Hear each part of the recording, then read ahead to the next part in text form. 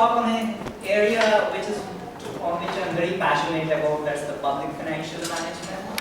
And it's indeed also a great pleasure and an honor to speak in front of this august audience pursuing economic policy management program. And personally for me, I'm indeed delighted and honored that I have this opportunity to talk in front of my spiritual guru, Professor Seshmani, who is guiding us into yoga and meditation very often. It's indeed I would present this talk in broadly about 30 to 40 minutes, and possibly we can move on to discuss various issues with Zambia, Africa, or for that matter, globally, countries have been facing on public financial management. So a quick session outline or an overview. So what do we talk today? Yes, let's talk about why the need good public financial management. Is it needed? Why? In which context? Then I make use of a framework called the PIFA framework, which is a global framework for assessing public financial management in any country. I'll talk a bit about the framework. I'll then take you through the reforms of public financial management in Zambia, the experiences probably in the last 2 decades, and then try to map against the PIFA framework how Zambia really fared. Probably we can talk a bit on the way forward and then discuss further on that. Why do we need good public financial management? Do we really need good public financial management? Yes, we need, because governments don't exist in vacuum. Yesterday, President Edgar Lungu took oath, so assumed office. That is a contract which President Lungu and his team has with people of Zambia. What is the contract? The contract is that of credibility and trust. People trust the president, people trust the government to deliver, and that's why they are elected in power. So once this credibility is shaken or weakened, then possibly governments face difficult situations. Now, one of the ways which government's credibility and trust is maintained with people is when you have good public financial management systems. Weak management systems, what do they lead to? If you have a weak system, there will be wasteful expenditure, there will be possibly inability of government to generate resources, taxes. People don't pay taxes, there will be tax evasion, government would not know how much of taxes are collectible. There could be corruption all around, and who is going to suffer in this whole process? It's the common person, because the quality of delivery of goods and services, that's where we are going to see the impact of weak public financial management systems. You may say, okay, how does it matter? It's government. If government does something wrong, some mistake, some wasteful, how does it matter? It matters. It matters a lot, because government spends a lot of money when compared to, for example, any individual company or organization, particularly in developing countries. Say, for example, in Zambia, government expenditure goes as high as 23.9% of GDP. In some countries, it's 30%. It's somewhere usually between 20 to 40%, which is a big sum. So when so much of money is being spent, and it is being collected and spent through a weak financial management system, definitely we have something to worry. People have something to worry, and governments do have something to worry. It also has serious implications for the economy, because once you have weak public financial management systems, one, the investor perception would be negative. So every country wants, we are in a highly connected environment where we need investments from all over the world in each of the countries. So the strength of the country is not just what it has in terms of natural resources, but how other investors globally are going to come and support us. Now, if you have a weak public financial management system, investor confidence usually is typically low. The perception turns negative, and it has consequences on the economy. So the economy has to do well. We need to make sure that we have good public financial management systems. So So I'm sure you'd agree in any country that you come to notice where there are good roads, good power supply, good infrastructure. It's always backed with good processes in terms of the way they are deciding in favor of particular expenditure, way they are planning and executing. And that's where one is focused on the public financial management. What does it start with? A good public financial management system. Right from taxation, that is raising resources, planning how to spend, that is the budgetary process, actual expenditure, that is execution of the budget, audit and oversight, and going to the parliament to report that everything is fine. So the chain of public financial management system, which possibly needs to be very strong to have a credible governance process in place. Having said that, let me take you to the global framework for public financial management. This talk on public financial management can be done in different, using different templates, and one particular format I'm using is to route it through the PIFA framework. PIFA is Public Expenditure and Financial Accountability. So this is PIFA. This is also in the website called PIFA.org. So PIFA is a framework. What kind of a framework? It's a framework to measure how good public financial management in a country is. So it's a global framework. Who developed it? Several donors came together, international organizations like the IMF, the World Bank. They all came together, 7 of them, funded and created this framework for governments to evaluate their own financial management systems. With 2 reasons. One, the first reason is you want to, over a time scale, see whether you are progressing to strengthen your financial management systems or not. That's number 1. 2, when somebody is going to come and actually invest in the country, he is going to assess the financial management system. So you want the people, either the donors or for that matter investors, give them mechanism to compare. For example, in the neighborhood countries, which country possibly is scoring better? And what are the weak areas? Weaknesses in public financial management are not bad per se, because every country starts low in public financial management. But identifying these areas and improving is one of the goals of a PIFA framework. How does this framework work? What does it cover? It covers essentially the public financial management cycle from one end to another. First is, I talk about the 7 pillars on which the public financial management system rests. 1, budget credibility. So can anyone imagine a situation where your budget is prepared, approved by the parliament, and it has no relation with what actually is eventually implemented? Then you are actually having a huge disconnect between what you planned and what you implemented. How much of credibility budget has, the budget document has, which is going through a parliamentary process. That's the first pillar. Second one is on the transparency in public finances. Are we transparent? Government, again, we started with this premise that government's power is people's power, which is translated and transferred as in by matter of trust to the government. Governments don't have power, only people have power. Now that power, the governments need to be transparent in their functioning to maintain the trust and communicate to the citizens. How strong is the transparency in the country in terms of financial management? Management of assets and liabilities. So, do we know our debt? How are we managing that? Examples, Zambia, Eurobonds. Now an IMF program, people talk that is going to come soon.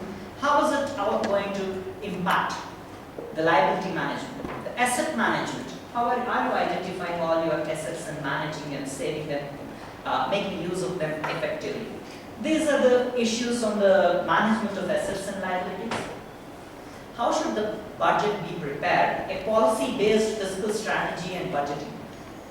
Budgeting is always a political document, as all of you are aware. It eventually boils down to the priorities. It's a message given by government that these are my priorities. But the priorities cannot be in vacuum. They definitely need to be brought into an overall context. What's the context? That's the policy. So do we have a long-term policy for our financial management in the country? And is budget translated from this long-term vision into an annual budget document which is presented in the assemblies, National Assembly or the Parliament? Around that, this is one of the pillars. Predictability and control in budget execution. There are ministries which are very important in terms of immediate requirement of funds. For example, if Ministry of Health doesn't get resources, obviously health services suffer.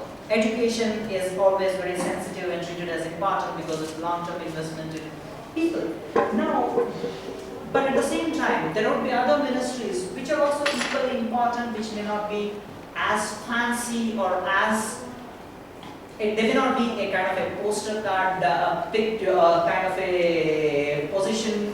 They can't position themselves as a poster card ministries. For example, some roles relating to maintenance activities like say internal audit. Nobody finds it very interesting, but there's something which is, again, if it doesn't work, the whole chain is going to get affected. So now, is there predictability in budget execution? Are you starting with a composition of budget saying, I'm distributing the annual budget on these lines across ministries and programs, and ended up cash releases with completely different ones? That's about the predictability in budget execution. Accounting and reporting, very important because you need to bring in all the financial information into an annual financial statement. One thing very interesting, probably all of you have noticed, is when, for example, big companies, Google declares its financial results, or for that matter, Apple declares they release the new iPhone. Now they release their financial statements. Everybody is curious. They want to see, did they perform better? The quarterly reports, did they perform better? Now when government financial reports are released, nobody talks about it. It's taken as, okay, government released the financial report. You don't even get to know. Why is it? This is because there's a disconnect between what it's supposed to be providing and the kind of information it's providing. But it's very important, the accounting and improvements and reforms in accounting system and the way you present the financial reports consistently over a period of time without changing every year, which affects comparability is important. And the last of the chain is external scrutiny and audit. This expenditure which has gone into the budgetary process, which is spent across the ministries, what is the oversight that it is being spent with? One, an independent institution of an auditor general. Some places we call it the auditor general, other places a national audit. Name may be different, but it has to be independent. Independent from whom? Independent definitely from the executive. As long as the government has control over the auditor general's organization, it's no longer independent. An independent audit followed by a good report, the audit report placed in the Parliament for discussion so that Parliament exercises the control, completes the chain. Budget is approved by the National Assembly, that means government is authorized to spend. Then at the end of the chain, Assembly again, National Assembly comes back and looks at the auditor's report and takes corrective actions if government didn't do as per the mandate that the Assembly has given to them. So this completes your chain of public financial management. So this PIFA framework uses this particular structure and has various questions to be answered with each country. For example, budget reliability. If we say, let me open to see if any wild responses are fine. Say, for example, there is a 100 kwacha budget. At the end of the year, 150 spent. Do you think the budget is reliable? 250 spent. Is it reliable? Definitely no, because it's even more. Only 50 spent. Is it reliable? Still no. Then why did you plan for 100 if you are going to spend 50? You went wrong. Now the questions PIFA framework looks at is a good budgeting system should narrow it down so closely that I'll not go into the technical issues, just to give you a sense of what a good reliable budget is. About 90% of budget should be executed in a frame of the next 3 years. Each of the year, 90% of what you plan, you should do. Then you are very good. As you go away from that, the credibility, reliability of the budget progressively comes down. And it's not just the overall budget, but also within the budget, which programs and ministries, the composition of budget between one program and another. So that's something which is also very important to assess in the process. 2, the transparency in public finances. Are you presenting all your budget reports indicating fiscal deficit, previous year's budget outturn? So various parameters, classified it right. Did you do it? Then you have a strong, transparent public financial management system. Management of assets and liabilities we already discussed. And the policy-based fiscal strategy. Do you have a medium-term expenditure framework based on which your budget is being prepared? And are you really following it? Is it really linked, or is it a kind of a theoretical document, like one consultant prepares an expenditure framework, another consultant prepares something else, they don't talk to each other. So that's to do with how policy is informing the budget. Predictability in budget execution. Essentially, are you generating the revenues right, the right kind of revenues? Do you know all your taxpayers? Who should be your taxpayers? Do you have a database? Are your tax laws clear, communicated well? Does taxpayers understand that? Do you have a mechanism in the country where a credible tax administration does collection of taxes, the right amount of taxes? More is wrong, less is wrong, the right amount of taxes. This is the kind of things on budget execution you look. Do you have a good procurement system? Most of the governments, procurement is the biggest challenge. So, do you have a good procurement system? Quality of your internal audit and external audit. And of course, we talked about the accounting and the external audit scrutiny. So this possibly constitutes your good public financial management system as per a framework. There can be various different frameworks, but this is the most popular, globally recognized framework. Let's quickly look at Zambia, what it has been doing. Some of these apply very well to across the countries from which you come. I work on extensively on Zimbabwe, Malawi, and some friends in Malawi. Probably, if you have some questions on Malawi, I'll be very glad to take it at a later point of time when we come to the discussion. The PFM reforms from 2000, they started. I just highlighted a couple of big projects where investments were made to reform the cycle from budget to the. There are several other activities. So the PEMFA project was something which was done in 2012. And right now there's a program called PFM Reform Program of the government, which is supported by a multi-donor trust fund of UK, Germany and Finland, and World Bank is administering. Primarily, I work on this particular project called the PFM Reform Project, where I support the government of Zambia in various reforms by providing technical support and financial assistance using these resources of the multi-donor trust. There are several other individual reforms. Let me take you through some of the important reforms that Zambia has done recently. About a decade earlier, we started the activity-based budgeting, which is something, a major step. At least there's a budget document where you have clear indication of the line item, the amount allocated, and what would be the actual delivery. So there's a strong budget document developed through activity-based budgeting, which is a decade earlier a great step. Right now, what they are doing is now to take it to the next level. That is to move away from activities. I'll give you an example of activities. Buying a book or a paper is an activity. So the budget will say, buy paper. Buying pen is an activity. So everything is an activity, and all those activities are listed. So I don't know if any of you have seen budget document of this nature, but if you keep the budget, it will come from here. This is the height of the budget. So is there anyone, if you are putting it in a parliament, in the National Assembly, asking them a book of this size, please review and approve? Obviously they'll approve because they have no other choice. At the end of it, assembly has to approve the budget if government has to function.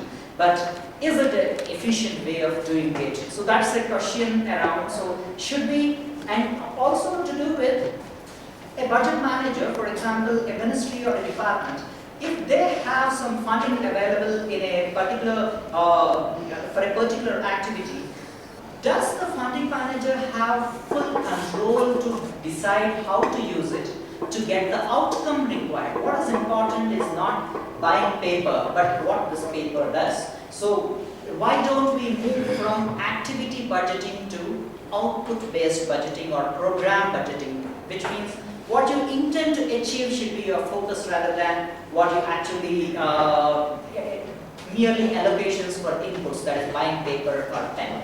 So a reform to move to output-based budgeting is going on in Zambia. Similar reforms are going on in many countries in Africa, particularly on program-based budgeting.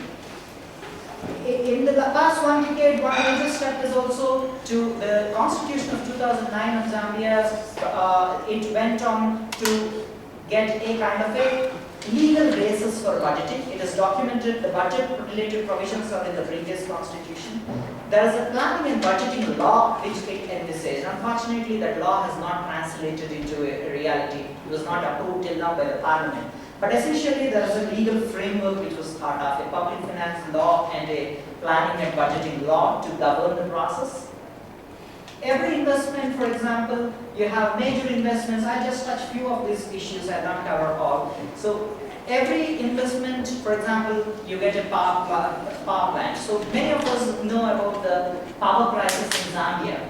So one of the fundamental issues on power crisis in Zambia has been like probably 30 years back, everything was known, but decisions weren't really taken to actually embark on the investments when resources were also available. So the project appraisal to get the right kind of investment into the right projects is something which is very important, which right now government is working actively on as a reform. So every investment should be preceded by a project appraisal and not necessarily by electoral promises. Electoral promises are important to start with. All said and done, it's again a mixture of a political process along with sound financial decision making. So these two have to marry. And it's always a challenge, it's not easy to get these two together. So you have a project appraisal system. One most important reform in many countries you have is the integrated financial management system.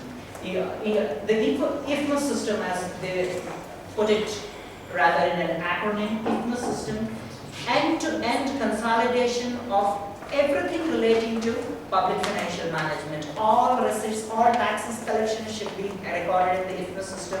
All payments should be made through the IFMAS system. Commitments should be captured. What's the commitment? Today, many governments don't know what they have to pay in the next 2-3 years. What they know is that they have a contract. That contract is in a signed document in a file in most countries. The contract value may be, say, 40 million. This year, you have a budget allocation of 5 million. Actual cash payment based on delivery by the contractor is going to be only 1 million. What IFMAS systems in many countries capture is just this 1 million. What it should capture is the full 40 million and progressively take it through to say that, okay, the government should have control. It should know what are its commitments when it signs an agreement, and it should guide the whole process. IFMAS systems are very, very important in countries. Wherever they delivered well, public financial management is very strong.